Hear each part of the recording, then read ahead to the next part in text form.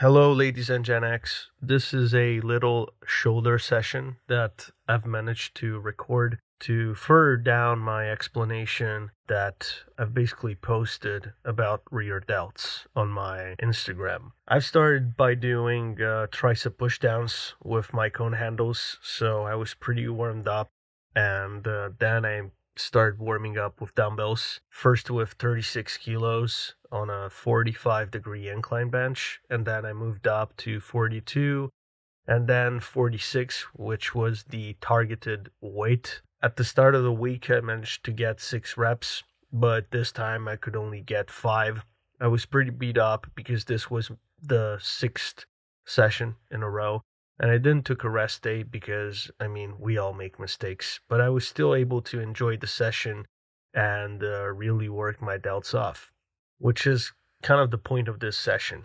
I'm not really going heavy in terms of going to failure on every set. I'm really backing off. Probably this would be 1 to 3 reps in reserve, and I'm just focusing on keeping the acceleration going. I would really encourage you to read the article from Taylor Gunn and Ben Pollock about the VSP scale. I think it really helps in those cases because you still want the weight to be heavy, but you want it to move very fast. And that's kind of what the VSP scale does, like make you understand these concepts. So again, I'm trying to keep acceleration going and really keep the movement fluid, but at the same time going heavy and working basically strength, not really my muscles with this compound. This is the back off set. Again, 44 kilos, backing off and trying to get those 6 reps in. Again, don't forget to be a little bit more neutral in the bottom position. That would really help to stretch the front delt. Don't believe what other gurus are saying that you work your front delt all the time. Of course, you're working your front delt on presses, but there's a good way of working your front delt and a bad way. And the bad way is to not be neutral in the stretch position, which is what tends to get everything clogged in and get a lot of closure on the front delt. So make sure you're stretching your front delts. Here we have rear delt swings. And this is kind of the point that I've made in my post. This is the warm-up set with 16 kilos dumbbells, and I really enjoy doing these and even take little pauses and going further down the set. It really helps to stretch not just the rear delts, but the traps, the rhomboids, and it's just an amazing exercise. And I want to thank John Meadows for these. May he rest in peace. There was a time where people used to train some muscles properly, and then down the road we almost forgot that these are stabilizers and can handle a lot of violence, which was again a point I've made in my post. That's why for all the other sets I went with 30 kilos, which some people may say, oh, it's really heavy, you're not really moving them, form police will be all over the place with these. But that's kind of the point. The point is not being able to do 1 inch of movement and really stretch the whole upper back, which is what makes you grow. That's the same reason why I'm still doing calso shrugs pretty much every damn time. I'm not kidding. Like, the only reason why I still do these exercises and even shrugs sometimes is just to stretch my whole upper back. And I really believe stretch-mediated hypertrophy is more powerful even than slow negatives the Dorian way. Stretch-mediated hypertrophy and peak contractions, shortened even more with bands, are the real deal. I've been growing, but these last 2 years I've been triplicating my growth. And I think it's because of the training style and hacks that I've adopted along the line. I'm not doing anything that wasn't done before. I'm just doing what works for me, and I'm again thinking about what I'm doing and taking it as an experiment. And so far, so good. That's why I moved to the other compound, let's say, which is the chest press machine. With bands, I believe the tension is 15 kilos, but I'm not really sure about that. However, bands are there just to make the execution better.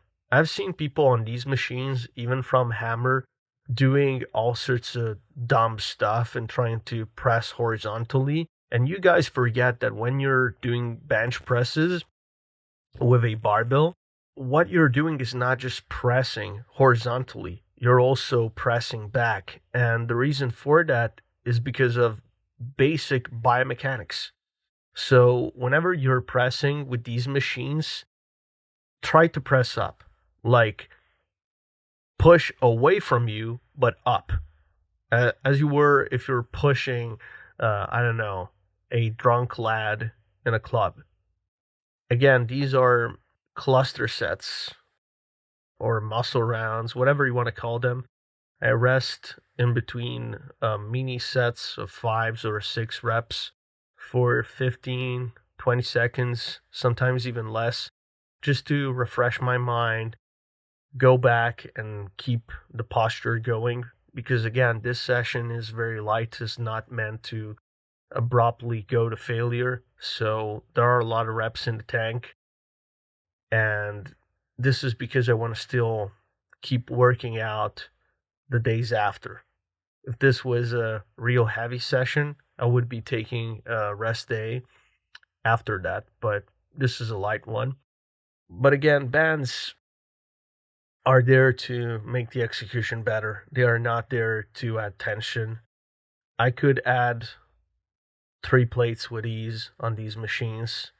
That's why the last set that I've included was done with 2 plates, just to showcase that I can move poundages with ease, but my point is to better off the execution and the muscular contraction at the top, because these machines offer you a very nice possibility, which is to push your shoulders away and letting everything go on the back.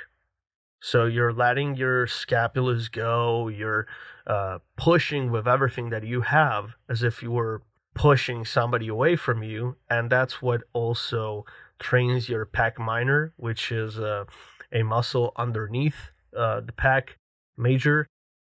And that's what develops even more your chest. This is so important for guys that are limb dominant, because we don't have a great chest. I don't have a great chest. I don't have huge insertions in my chest. But the moment I started training my pec minor and I started doing this stuff, even on flies and cable presses, my pecs started to grow.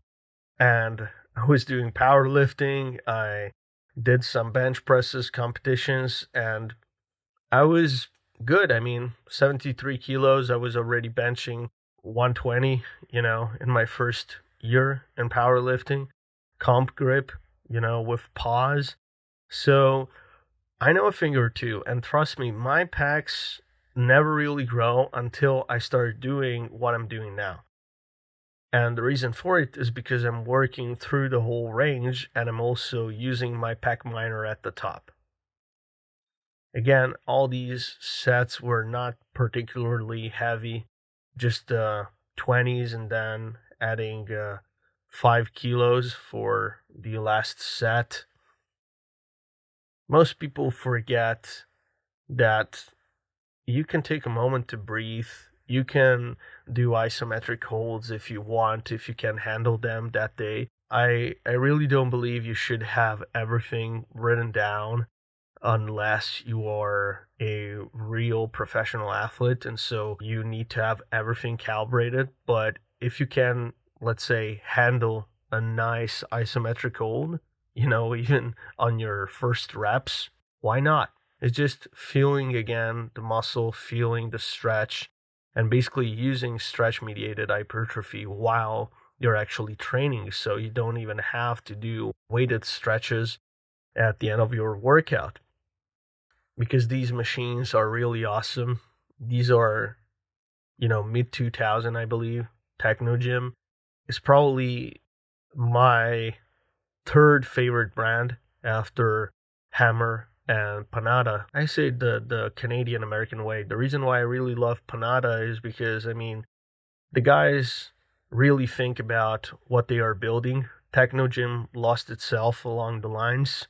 All the newest machines are just so easy. You don't even feel as if you are training. But these ones from the mid 2000 era, they are absolutely awesome. Like, I cannot tell you how much I love these. I I went even in winter by bike to this gym just for these machines. I could train elsewhere. I can afford for probably better gym memberships, but these are just my favorite ones. Probably this is also the last set with bands. Yes, it is. Then I just did another one just with two plates just to see and to showcase how easy it is without band tension. Because some people think, oh, this stuff with bands is really easy. You just add them to do a show. Like, no, bro. I really tried to stay by the Mike Menser principle. Everything that makes an exercise harder is a step into the right direction.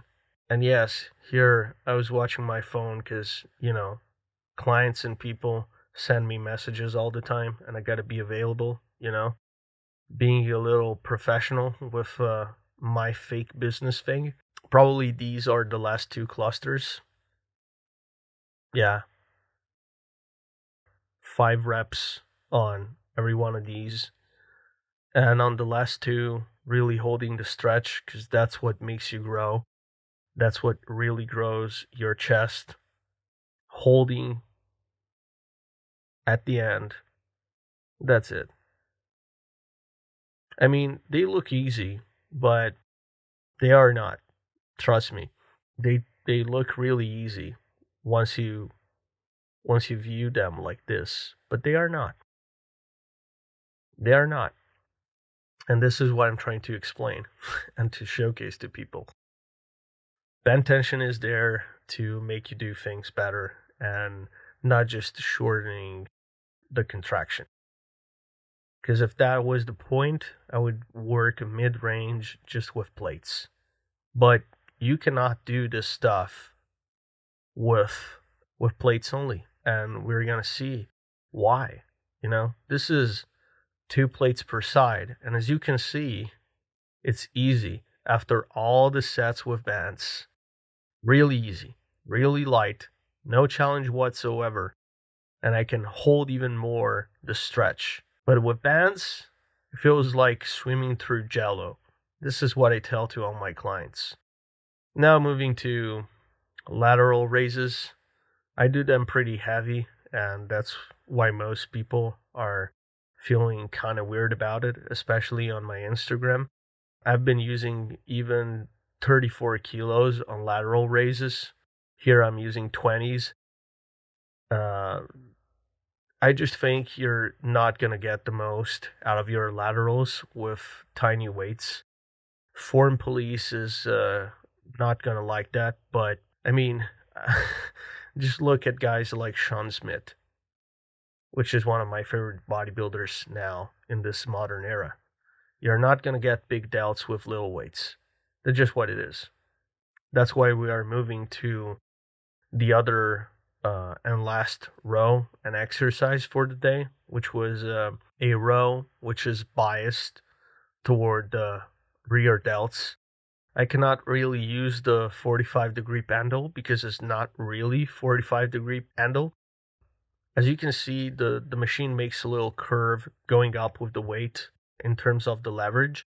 And this unfortunately makes it more towards the lats. So I have to use the other pronated grip and really shorten the range of motion so I can get my rear delts in. I'm loading just 10 kilos per side because I'm still using mini bands from Rogue, the blue ones. I believe the tension is something like 20, 23 kilos.